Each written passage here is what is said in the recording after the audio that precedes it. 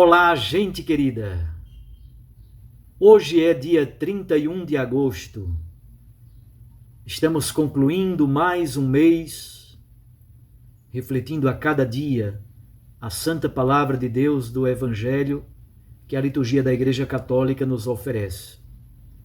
Hoje é terça-feira da 22ª semana do Tempo Comum.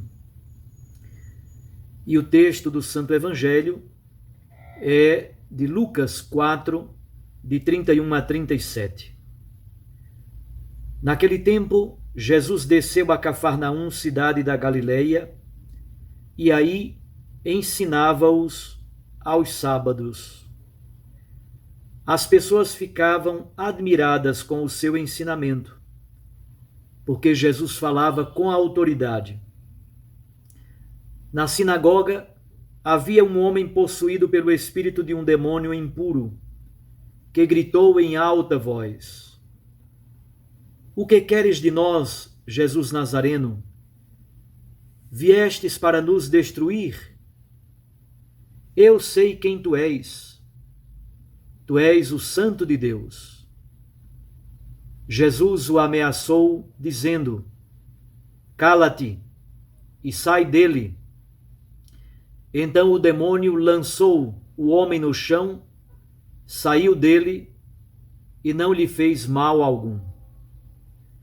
O espanto se apoderou de todos e eles comentavam entre si: Que palavra é essa? Ele manda nos espíritos impuros com autoridade e poder, e eles saem. E a fama de Jesus se espalhava em todas as regiões da redondeza. Palavra da salvação. Glória a vós, Senhor.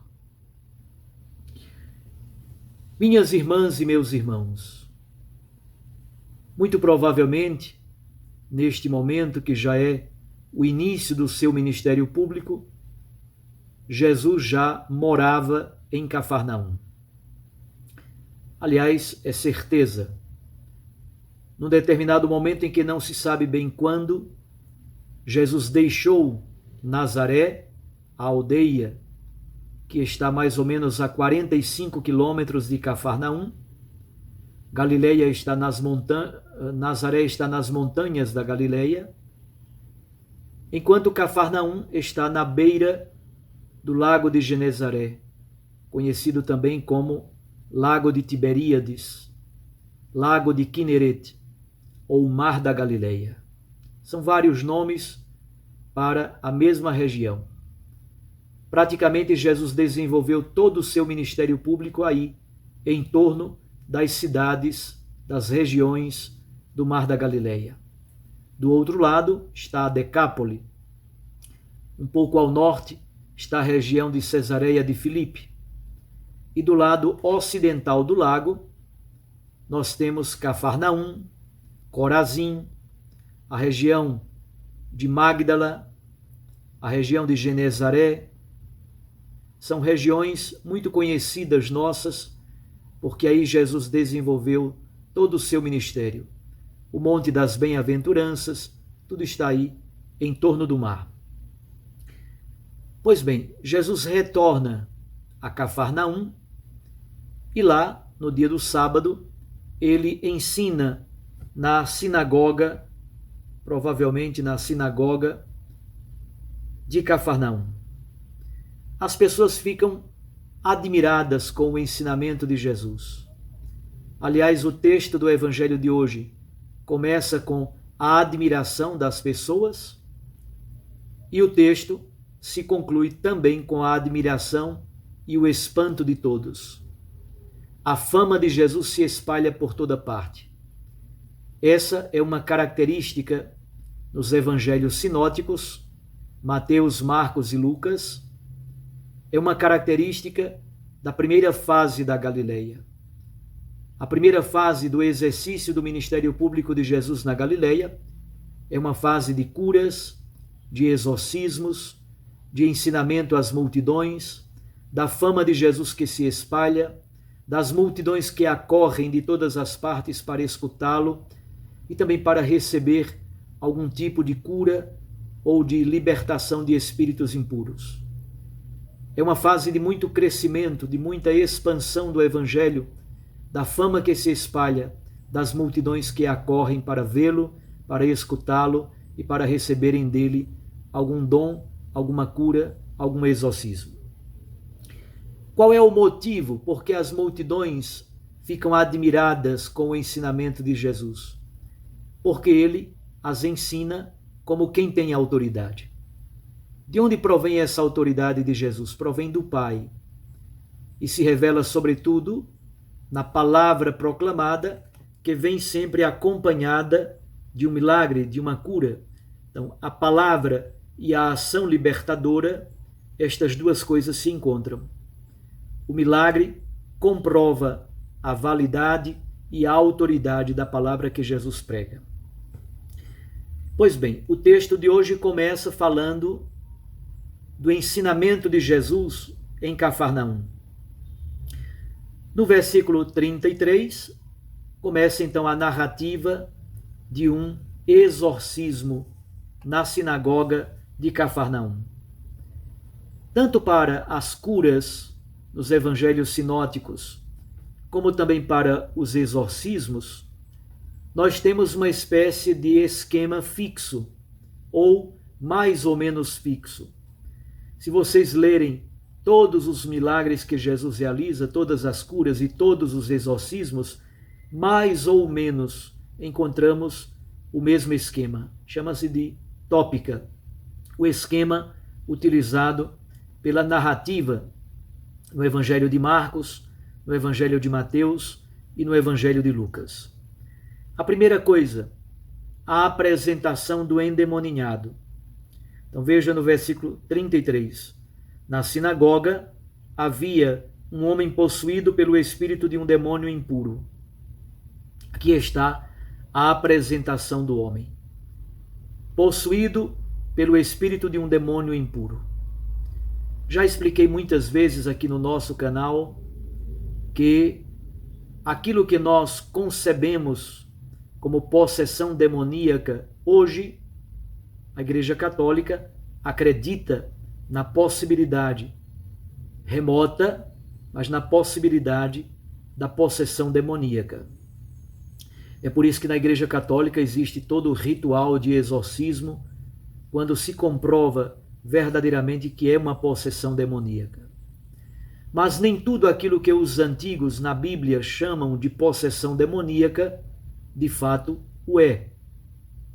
Às vezes eram outros fenômenos, inclusive fenômenos vinculados a doenças psíquicas ou neurológicas, e que eram atribuídas à possessão demoníaca. Não vem ao caso agora, e não temos condições de discernir se, de fato, o que aparece no texto do Evangelho de hoje se trata de uma possessão demoníaca, como a Igreja Católica entende hoje. Guardemos então a informação do Evangelho. Houve então a apresentação do doente, do endemoninhado, no versículo 33. No versículo 34, aparece o segundo ponto, o segundo elemento do esquema de um exorcismo. Trata-se de uma tentativa de dominar o exorcista. O homem, possuído por um espírito impuro, ele confronta Jesus. Ele o enfrenta e diz: "O que queres de nós, Jesus Nazareno? Viestes para nos destruir? Eu sei quem tu és. Tu és o Santo de Deus." Essa tentativa de esvaziar e de possuir, de dominar a identidade do exorcista, é uma tentativa de dominá-lo, é uma tentativa de fazer com que ele perca a sua autoridade e o seu poder. É importante também os cristãos terem consciência de que uma palavra dita pelo endemoniado não é a mesma coisa de uma profissão de fé de um cristão, de um discípulo, de um seguidor de Jesus. O homem endemoniado diz: "Tu és o Santo de Deus." Mas, obviamente, isto não é uma profissão de fé. Nós estamos ouvindo uma palavra dita, embora verdadeira, mas dita por alguém que está possuído por um espírito impuro. Ele tem razão em dizer, ao perguntar, viestes para nos destruir? Na verdade, por trás da pergunta, existe uma verdade. De fato, Jesus veio para destruir o mal, o pecado e a morte presentes no mundo. Que Jesus é o Santo de Deus, nós o sabemos. Mas aquilo que diz um homem possuído pelo espírito impuro não é uma verdadeira profissão de fé. O terceiro elemento do esquema da cura ou do exorcismo deste homem que está endemoninhado é a ordem ou a expulsão do demônio. No versículo seguinte, Jesus o ameaçou, dizendo: cala-te e sai dele. É muito breve, sóbria, sucinta a ordem que Jesus dá. Cala-te e sai dele.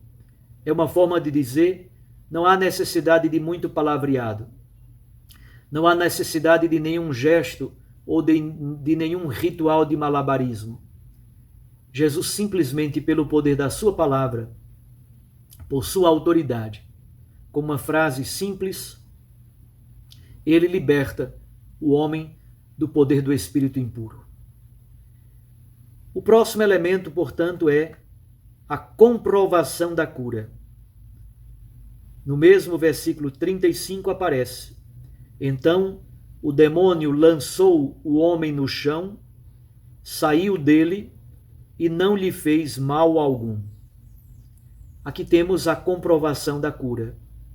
O demônio sai daquele homem a partir da ordem dada por Jesus. E, finalmente, os versículos 36 e 37 são versículos dedicados à reação dos presentes. E Lucas, como é uma de suas características, apresenta esta reação como sendo a reação de todos. É uma característica de Lucas a universalização. O espanto se apossou de todos, e eles comentavam entre si: que palavra é essa? Ele manda nos espíritos impuros com autoridade e poder, e eles saem. E a fama de Jesus se espalhava por todos os lugares da redondeza. Percebam, da parte das multidões, o espanto. Da parte das multidões, o reconhecimento da fama de Jesus. Ele é o Santo de Deus, ele é aquele que tem o poder sobre o espírito impuro, é aquele que, agindo pelo poder de sua palavra redentora e pelo poder de suas ações salvíficas e libertadoras, palavra e milagres se encontram. As ações libertadoras comprovam que a palavra que ele prega, de fato, é verdadeira e autoritativa. Peçamos a Deus, nosso Pai, que de fato exerça a sua autoridade no mundo, expulsando todo o poder do espírito maligno, dando-nos vida, paz, abundância de bens espirituais, para que vivamos, a partir da força do Evangelho, a nossa vocação de fidelidade ao projeto de Deus. Um grande abraço a você. Todo batizado, toda batizada é também responsável por expulsar o mal presente no mundo e em nós mesmos. Eu os abençoo em nome do Pai e do Filho e do Espírito Santo. Amém. Fique com Deus e com sua Mãe Maria Santíssima. Recorde que a palavra aquece o coração e a Eucaristia nos lança para a missão. Até amanhã, se Deus nos permitir.